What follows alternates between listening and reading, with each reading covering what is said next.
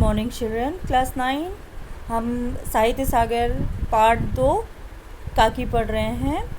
तो हमने पढ़ा कि श्यामू की माँ जो हैं काकी, उनका निधन हो गया है और श्यामू को बताया गया कि वो मामा के घर गई हैं, लेकिन उसे अपने हम उम्र के गली मोहल्ले के और आस पड़ोस के बच्चों से पता चल जाता है कि उसकी काकी जो है मामा के घर नहीं बल्कि ऊपर राम के यहाँ गई हैं, उनका निधन हो गया है।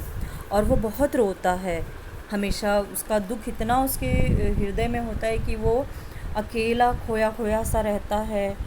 वो शून्य में आकाश की तरफ देखता रहता है और ऐसे में ही उससे क्या होता है, एक दिन उसे आसमान में पतंग उड़ती हुई दिखती है और वो एकदम से खुश हो जाता है। अपने पिताजी के पास जाकर कहता है कि उसे एक पतंग चाहिए। पिताजी उसे कह देते हैं कि ठीक है, मंगा देंगे।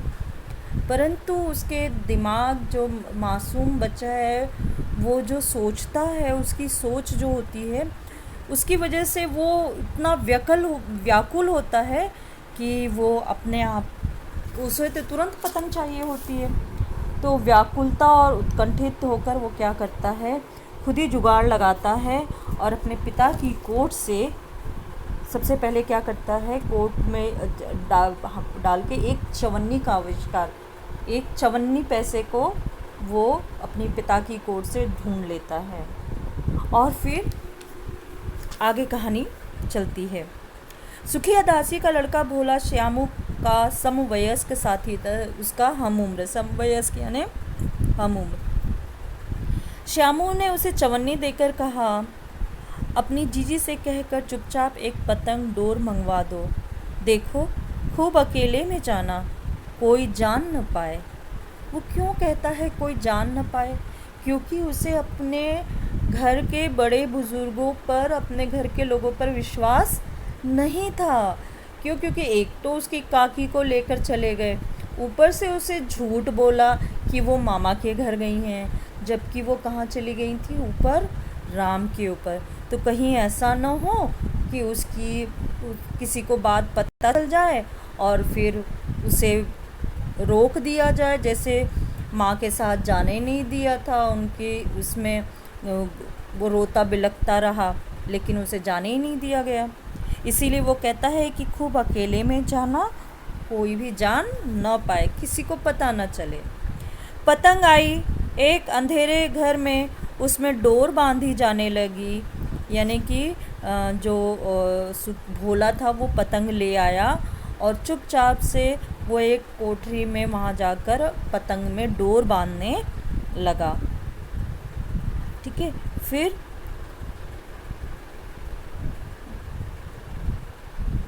श्यामू ने धीरे से कहा, भोला, किसी से न कहो तो एक बात कहूँ। अब वो अपनी योजना जो है कि उसने पतंग क्यों बना मंगाई है, अब वो अपने भोला को बताता है। क्यों? क्योंकि भोला उसका समवयस्क है, साथी है और उसे उस पर विश्वास है। इसलिए वो उससे कहता है कि अगर तुम किसी को नहीं कहोगे तो एक बात बताता हूँ। भोला ने सिर हिलाकर कहा, नहीं, किसी से नहीं कहूँगा। श्यामू ने सिर हिलाकर कहा, मैं यह पतंग ऊपर राम के यहाँ भेजूँगा, इसे पकड़कर काकी नीचे उतरेंगी। मैं लिखना नहीं जानता, नहीं तो इस पर उनका नाम लिख देता, कि अगर मुझे लिखना आता तो मैं उनका नाम लिख देता काकी, तो वो सीधे उसे पकड़कर नीचे आ जाती। भोला श्यामू से अधिक समझदार था, वो और अधिक समझदार था। उसने कहा, बात तो बहुत अच्छी है, परंतु एक कठिनता है। यह डोर पतली है, इसे पकड़कर काकी उतर नहीं सकती, इसके टूट जाने का डर है। पतंग में मोटी रस्सी हो तो सब ठीक हो जाएगा। यानी उसने बात तो बिल्कुल सही की कि अगर पतली डोर रहेगी तो काकी कैसे पकड़ के उतरेंगी, वो तो बीच में ही टूट जाएंगी। श्यामू गंभीर हो गया। मतलब यह कि बात लाख रुपए की सुझाई गई है, परंतु कठिनता यह थी कि मोटी रस्सी कैसे मंगाई जाए। पास में दाम है नहीं, यानी पैसा नहीं है, रुपया नहीं है, और घर के जो आदमी उसकी काकी को बिना दया माया के जलाए हैं, वे उसे इस काम के लिए कुछ नहीं देंगे। वो जानता था कि उससे झूठ बोला गया है, उसकी काकी को उससे दूर कर दिया गया है, तो बड़े लोगों को बताकर तो अपनी योजना बताएगा कि मैं मोटी रस्सी क्यों चाहता हूँ, क्यों पतंग चाहता हूँ, तो वो तो पहले ही मना कर देंगे, बिल्कुल भी करने नहीं देंगे। वे उसे इस काम के लिए कुछ नहीं देंगे। उस दिन श्यामू को चिंता के मारे बड़ी रात तक नींद नहीं आई। बहुत रात तक वो चिंता में डूबा रहा कि आखिर क्या किया जाए।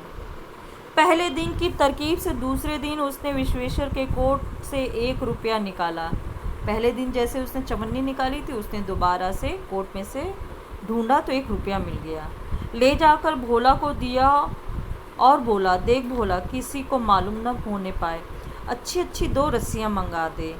1 रस्सी ओछी पड़ेगी, ओछी यानी छोटी। अब इन्होंने अपना दिमाग लगाया कि एक तो मोटी रस्सी मंगाई और दूसरी कि वो छोटी ना पड़े, आसमान में जाए तो काकी उसे पकड़ के नीचे आ सकें, छोटी ना हो, इसलिए 2 रस्सी बांधेंगे। जवाहर भैया से मैं एक कागज़ पर काकी लिखवा रखूँगा, नाम की चिट रहेगी तो पतंग उन्हीं के पास पहुँच जाएगी, सीधा उनके पास जाएगी और काकी उसे देखकर समझ जाएंगी कि ये पतंग उनके लिए आई है।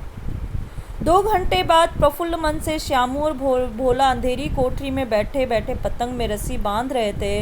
अकस्मात शुभ कार्य में विघ्न की तरह उग्र रूप धारण किए हुए विश्वेश्वर वहाँ आ घुसे। भोला और श्यामू को धमका कर बोले, तुमने हमारे कोट से रुपया निकाला है? भोला सक पकाकर एक ही डांट में मुखबिर हो गया।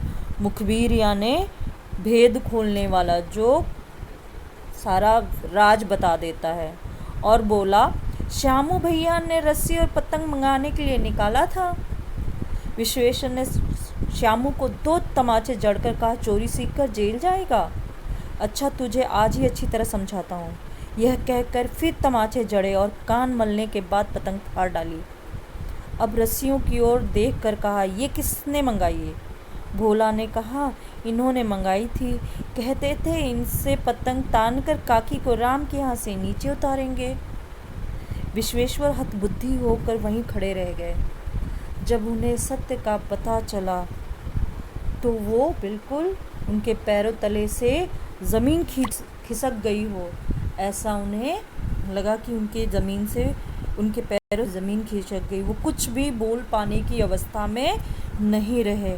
उन्होंने फटी हुई पतंग उठाकर देखी, उस पर चिपके हुए कागज़ पर लिखा था काकी।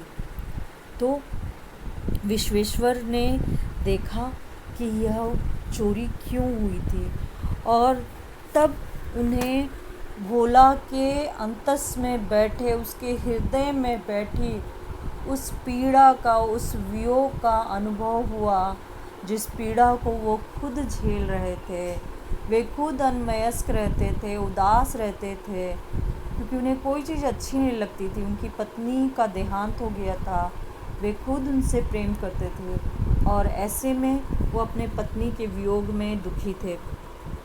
अब उन्हें भोला के श्यामू के दुख की अनुभूति हुई कि जिस दर्द और जिस पीड़ा और जिस तकलीफ़ से वह गुज़र रहे हैं, वही दर्द, वही पीड़ा इस समय श्यामू में भी विद्यमान है। वो भी उसी दर्द, उसी पीड़ा, उसी मातृ वियोग से गुज़र रहा है। इस तरह से यह अत्यंत मार्मिक, हृदय स्पर्शी कहानी है, जो कि